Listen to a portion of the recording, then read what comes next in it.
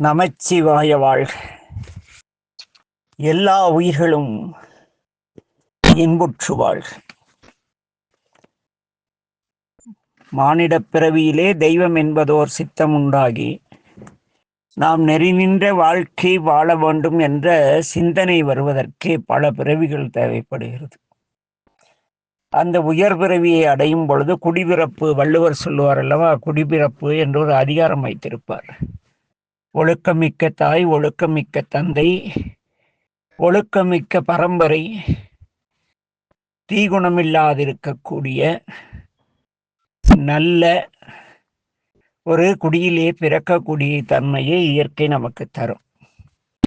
அப்படி அறநெறி வாழும் ஒரு நல்ல பெற்றோருக்கு பிறந்த பிறகு நாம் சிவபெருமானை அறிந்து கொள்ள என்ன, நாம் அன்பு நெறியாகிய சைவ நெறி சார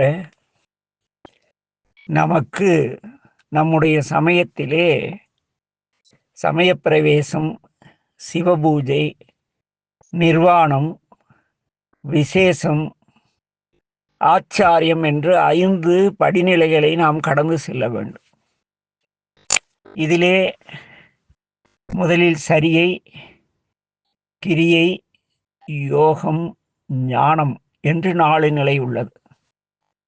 இந்த சமய பிரவேசத்திலே முதலிலே நாம் செய்யக்கூடியது திருநீர் அணிதல் மற்றும் பஞ்சாட்சரம் சொல்லுதல். இது ஆரம்ப நிலை. இதை நமக்கு முறையாக கற்றுத்தரக்கூடிய தகுதி வாய்ந்த, நான் முன்பு குறிப்பிட்ட அந்த குருவின் இலக்கணங்கள், ஏற்காமை முதலிய ஒழுக்கமிக்க குணங்களை உடைய குருமார்கள், ஆச்சாரியர்னு ஆசிரியர்கள், அந்த சமய ஆசிரியர்களிடத்து நம்மை அழைத்து சென்று நமக்கு திருநீறு 16 இடங்களில் உடலில் அணியவும், இந்த அளவுகளில் அணிய வேண்டும் என்றும் கற்பித்து, நாம் அறவழி வாழ நமக்கு நல்வழி காட்டக்கூடிய ஒரு சடங்கு உண்டு. அதற்கு நம் தமிழருடைய பல நூல்களிலே மயிர்வினை மங்களம்னு பேர். மொட்டை அடிக்கிறாங்கல்ல, கோயில் போய் கிண்டலா கேலியா மொட்டை அடிப்போம் இல்லையா, அதுக்கு தான் மயிர்வினை மங்களம்னு பேர். என்ன, மாயையை களைந்து ஞானத்தை பெறுதல் என்று அந்த மயிர்வினை மங்களம் முடி நீக்கிய பிறகு தக்க ஆசிரியரிடத்து நம்மை விட்டு விடுவார்கள். இன்னைக்கு எப்படி எல்கேஜியில் கொண்டு போய் நம்ம விடுறோம் இல்லையா, அதுபோல் ஒரு 5 வயதிலே, அதாவது 3 மொட்டை அடித்ததும் கொண்டு போய் குருக்கிட்ட விட்டுருவாங்க. 3வது மொட்டை அடிக்கிறப்ப முதல் மொட்டை பெரும்பாலும் 1 வருஷம் 2 வருஷத்துக்குள்ளே அடிச்சிருவாங்க. 2வது மொட்டை 3வது வயதிலே அடிப்பார்கள். பிறகு 5வது வயதிலே மொட்டை அடித்து குருகுலத்திலே விட்டு விடுவார்கள்.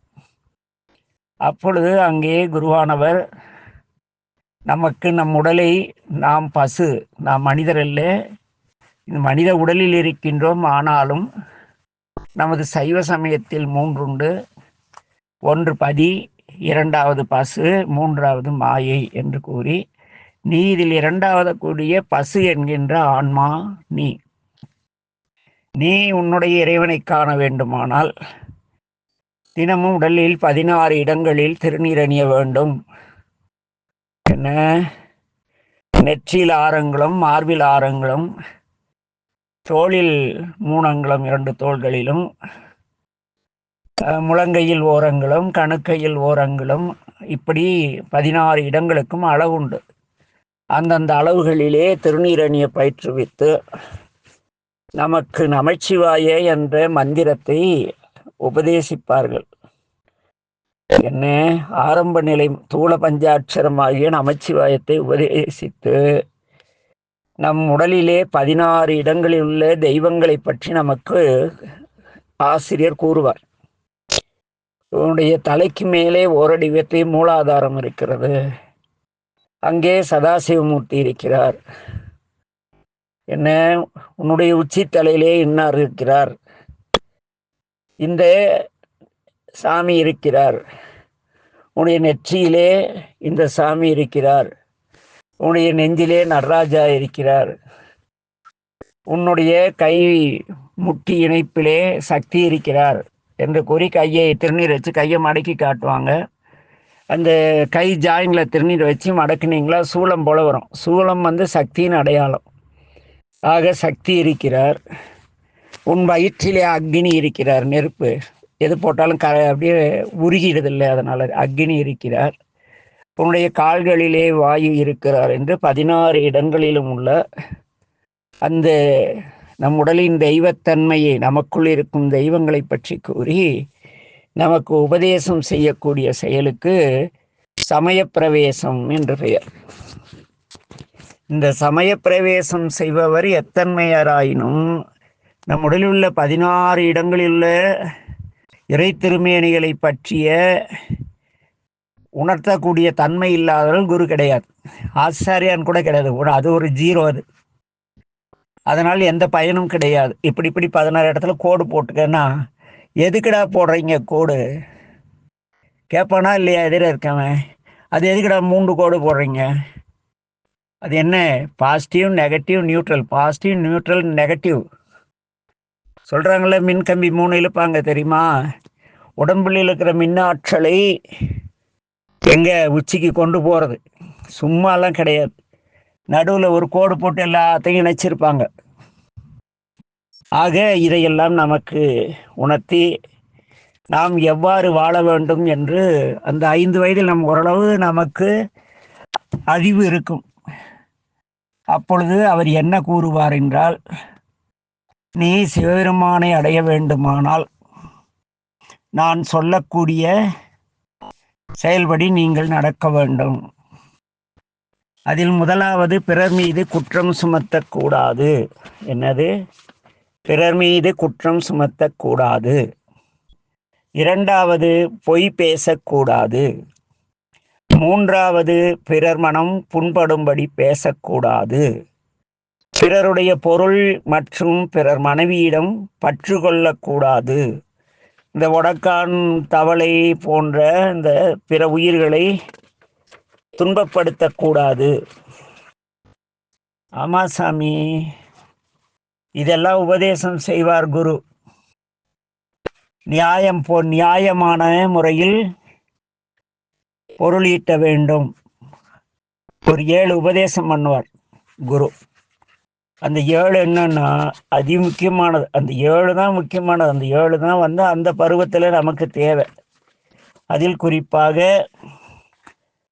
பிறர் மீது குற்றம் சுமத்தக்கூடாது, பொய் பேசக்கூடாது, பிறர் மனம் புண்படும்படி பேசக்கூடாது, பிறருடைய பொருள்களை கவரக்கூடாது, பிற உயிர்களை ஹிம்சை துன்பப்படுத்தக்கூடாது.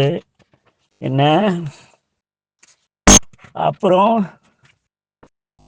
உன்னுடைய பெற்றோர் சொல் மீறி நடக்கக்கூடாது என்று கூறுவார்கள். கூறி 1 மாதம் காத்திருப்பாங்க. 1 மாதம் இதை நான் ஒழுங்காக செய்கிறேனா என்று என்னுடைய பெற்றோரிடம் கேட்பார்கள்.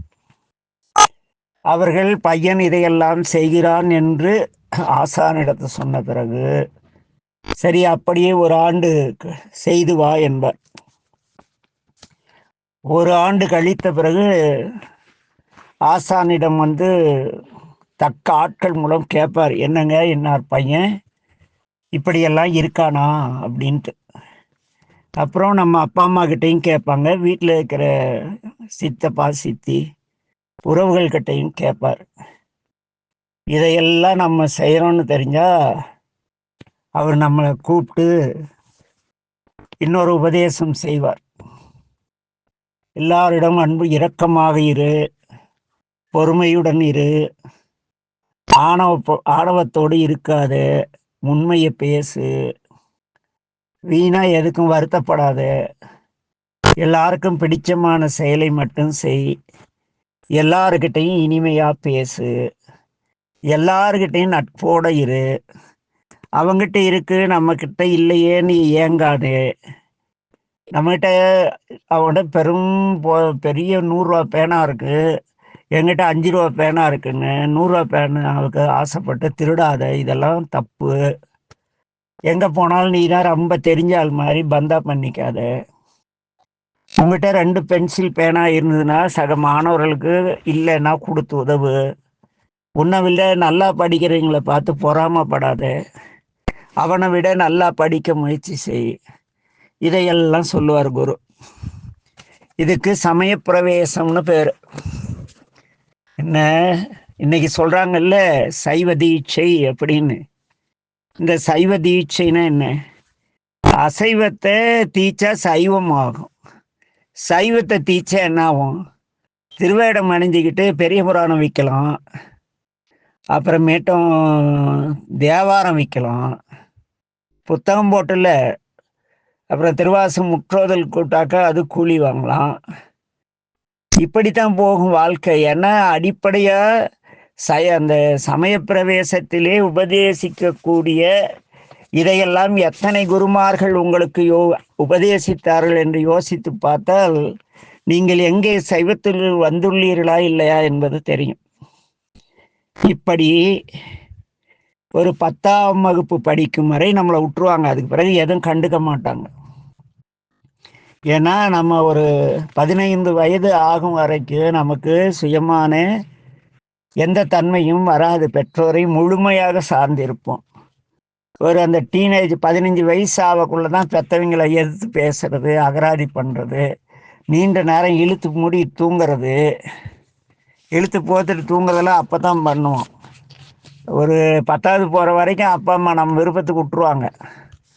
10வது போனால் நமக்கு எப்படி இருக்கோம்? ஏய் நேரம் எதுனா சாகடிக்காதம்மா. அதுபோல் நம்ம மனம் மாறும் இல்லையா? அந்த டீனேஜ் கடக்கக்கூடிய அந்த 15 to 16 வயதில்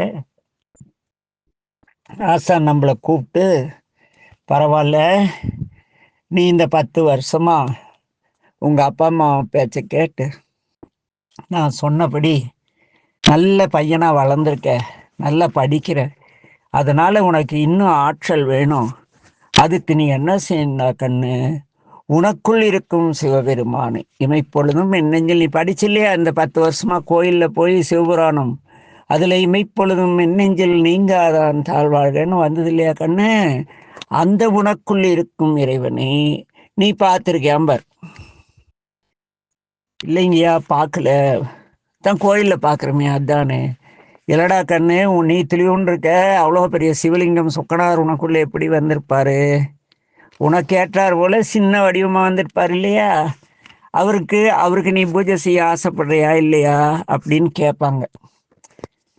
அவங்க கேட்கும் பொழுது புரிஞ்சுக்கிட்டு, ஐயா நான் பூஜை செய்ய விருப்பப்படுறேன்னு அந்த பையன் சொல்லிட்டா என்ன செய்வாங்கன்னா, அவங்க பெற்றோர்கிட்ட சொல்லி தாய் தகப்பனை மட்டும் வர சொல்லிட்டு அந்த குழந்தைய ஆலயத்துக்கு அழைத்து சென்று அங்கிருக்கும் தட்சிணாமூர்த்திக்கு எதிராக அமர வைத்து அவனுக்கு கண்டமணி கட்டி,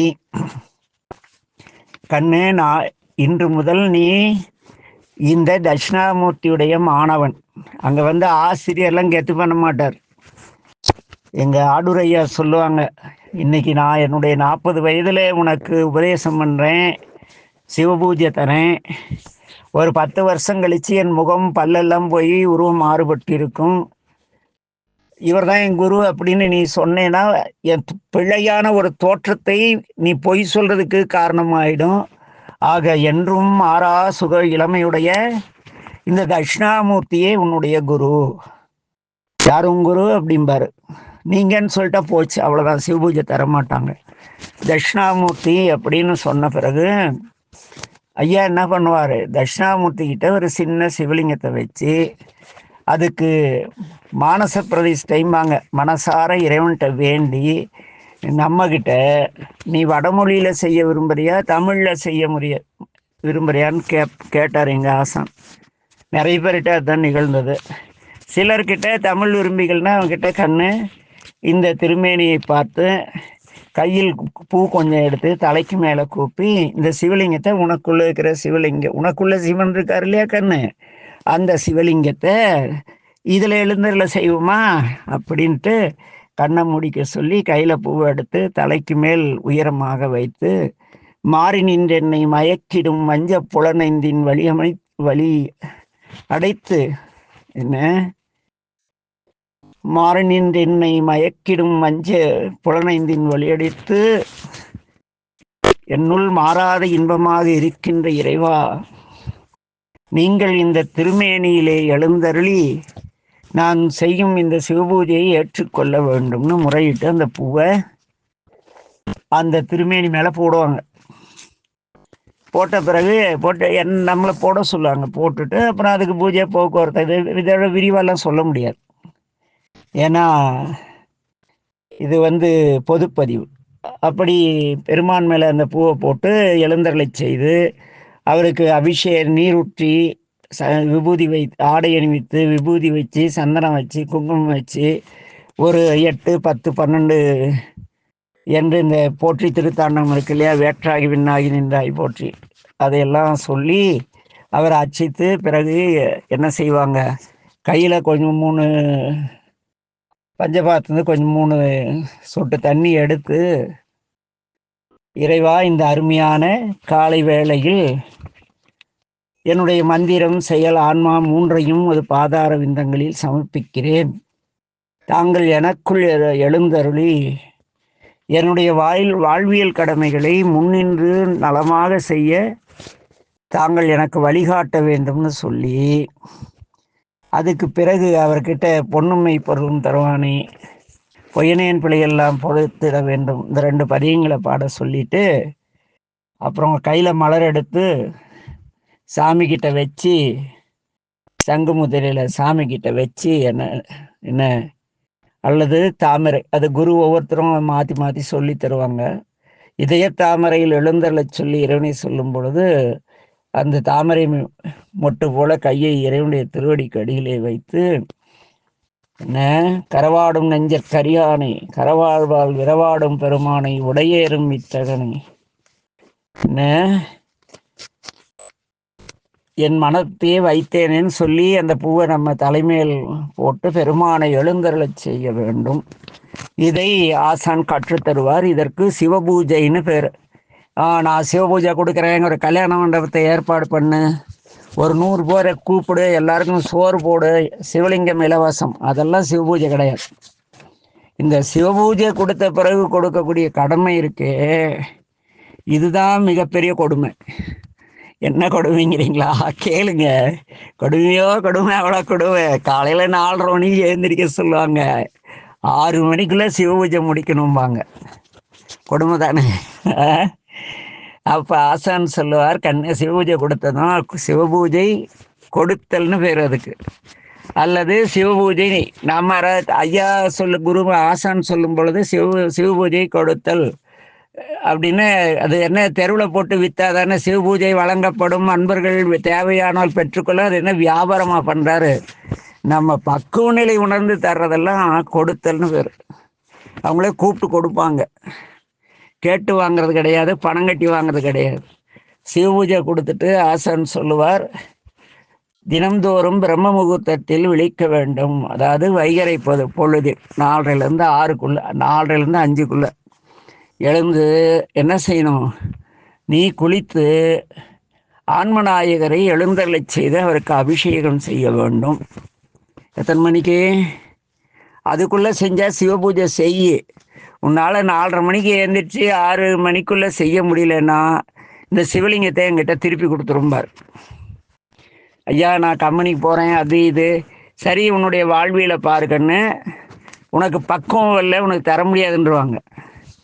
சும்மா கூவி சிவலிங்கத்தை செஞ்சு வச்சுட்டு விற்கிறது கிடையாது சிவபூஜை. இவனை அதுக்கு பேரே சிவதீட்சைங்கிறான், சிவனை அழிக்கிறானா. ஏண்டாடே, சிவனை அழிச்சிட்டு என்னத்துல கற்றுக் கொடுக்குறீங்க? இந்த ஒழுக்கத்தை கூட கற்று தராம டேய் பூயினா என்ன பண்ணுறது? தகுதி அவ்வளோதான். இதை யாராவது சொல்லியிருக்காங்களா? தீட்சை பண்ணி வைக்கக்குள்ள கோபப்படுறவங்க அதை யோசிக்கணும். ஆக இதை செய்யணும். இரண்டாவதாக என்ன சொல்லுவாங்கன்னா, அறவழியில் பொருளீட்ட வேண்டும். சிவபூஜை செஞ்சுட்டு என்ன பண்ணுவோம்? அறவழியில் பொருளீட்ட வேண்டும். வேலை செய்கிற இடத்துல போய் லஞ்சம் வாங்கக்கூடாது. 1 மணி நேரம் வேலை செஞ்சுட்டு 2000 ரூபா வாங்கக்கூடாது. நம்ம ஆளுங்கெல்லாம் போய் 2 மணி நேரம் வேள்வி செஞ்சுட்டு 10,000 வாங்கிட்டு வராங்கல்ல, என்ன அது அறவழி பொருளீட்டலாம்? என்ன இதெல்லாம் அறவழி கிடையாது. அதெல்லாம் சைவத்தை உணர்ந்தால்தான் தெரியும். சும்மா நாயன்மார்கள் வரல. திருத்தொண்டர் புராணத்தை படிச்சுட்டா திருத்தொண்டர் புராணம்னு அதுக்கு பேர் அடியார் புராணம்னு கிடையாது. ஏன் அந்த பேர் வைக்கலைங்கிறது அந்த உண்மை பொருள் தெரிஞ்சவங்களுக்கு தான் தெரியும். அது கிடக்கு. நம்ம ஏன்னா ஒரு உயர்ந்த விஷயத்தை சொல்லும் பொழுது இன்றைய நிலையும் உண்மை நிலையும் சுட்டி காட்டினால் மட்டுமே கேட்பவர்கள் தெளிவடைய முடியும். புரியுதா? அடுத்து அறவழியில் பொருளீட்ட வேண்டும். தினமும் குளித்த பின் துவைத்த சுத்தமான ஆடை அணிந்து பெற்றோர் மூதாதையர் அவர்களை வணங்கி கடவுளை வணங்கி மனமகிழ்வுடன் உணவருந்த வேண்டும். மன சந்தோஷத்தோட போய் சாப்பிடணும். பழைய சோறு தானா, தினம் இட்லி தானா, அப்படி கூட சலிச்சு கூடாது. இருக்கிறத அமைதியா மனமகிழ்வோடு சாப்பிடணும். அப்புறம் மனவேதனையோடு உணவருந்த கூடாது. சாப்பிடும் பொழுது உணவை நிந்திக்காமலும் மௌனமாகவும் உணவருந்த வேண்டும். இதெல்லாம் ஒரு சோறான்னு பேசக்கூடாது. தினம் இதே தான் பேசக்கூடாது. சோறு கிடைக்குதுன்னு சந்தோஷமா சாப்பிடணும் கிடைச்சது. அதற்கடுத்து அனாதைகளுக்கு ஆதரவற்றவர்களுக்கு தினம்தோறும் உணவு, குடிக்க தண்ணீர், அவளுக்கு ஒரு துணி, இதில் ஏதேனும் ஒன்றை கொடுத்து உபசரிக்க வேண்டும். பெரியோர் குரு கடவுளை வணங்க வேண்டும். பிறர் பொருளை நயத்தல் விரும்புதல் கூடாது. பிறர் மனைவியை விரும்புதல் கூடாது. யாரிடத்தும் பகைமை காட்டாமல் எல்லோரிடத்தும் நல்லவர் தீயவர் என்று பாராமல் எல்லோரிடத்தும் சமமான அன்பு காட்ட வேண்டும். நல்ல அறிவுசால் ஒழுக்கமிக்க மனம் மொழி மெய்களால் நெறிப்பட்ட வாழ்க்கை வாழ்கின்ற சான்றோரிடம் மட்டும் பழகு. இதெல்லாம் சிவபூஜை தரக்குள்ள சொல்லுவாங்க சாமி. இதெல்லாம் சொல்லி சிவபூஜை கொடுத்துருந்தாதான் அதுக்கு சிவபூஜைன்னு பேர். ஆக என்ன அன்பின் உறவுகளே, இதையெல்லாம் யார் உபதேசித்து உங்களுக்கு சிவபூஜை தருகிறாரோ அவரே ஆசான். சிவ தீட்சையெல்லாம் கிடையாது. தீட்சைன்னா அழித்தல்மா, வடமொழி வார்த்தைக்கு. சிவ தீட்சைனா என்ன? அப்புறம் எங்கே போய் அன்பு நேரி நின்று நம்ம காசு வாங்காத போய் நம்ம சக அடியார் வீட்டில் உறவினர்கள் ஏதோ தமிழில் செய்கிறாங்க, சிறப்பாக செய்கிறாங்கன்ட்டு வாங்க திருமணத்துக்கு எங்கள் வீட்டுக்கு நீங்கள் திருமணம் செஞ்சு வைக்கனா உங்கள் விருப்பம், கொடுக்கறத கொடுங்க. 1000 ரூபா கொடுத்தா என்ன இவ்வளோ கம்மியாக கொடுக்குறாங்க அப்படின்னு முகம் சுளிக்கிறது, இதெல்லாம் செய்ய மாட்டோம். இப்படி சிவபூஜை பெற்றிருந்தா புரியுதுங்களா? கோயில் கும்பாபிஷேகம் பண்ணதுக்கு நம்ம சாமி கும்பாபிஷேகம் நான் நம்ம சாமி உங்களுக்கு காசு இருக்கு கொடுக்குறீங்க, எனக்கு சிவஞானம் இருக்கு, அதனால பெருமான் கொடுத்த இந்த திருமுறைகளை வச்சு நாங்கள் இலவசமாக கும்பாபிஷேகம் பண்பு கூட வளர்க்கப்படலையே இந்த சமுதாயத்தில். இவங்க எந்த சிவபூஜையை எடுத்துட்டாங்க? சிவபூஜையை எடுத்துட்டானே சிவனை தீச்சிட்டு தானே இவனே வரான், வேஷம் போடுறான். ஆக என் அன்பின் உறவுகளே, இன்று சமய பிரவேசமும் சிவபூஜையும் பார்த்தோம். நாளை நிர்வாணம் விசேஷம். இதெல்லாம் இன்னைக்கு சரியான காமெடி பண்ணிட்டு இருக்காங்க. நாளை சிந்திப்போம். நமச்சிவாய வாழ்க. எல்லா உயிர்களும் இன்புற்று வாழ்க. திருச்சிற்றம்பலம்.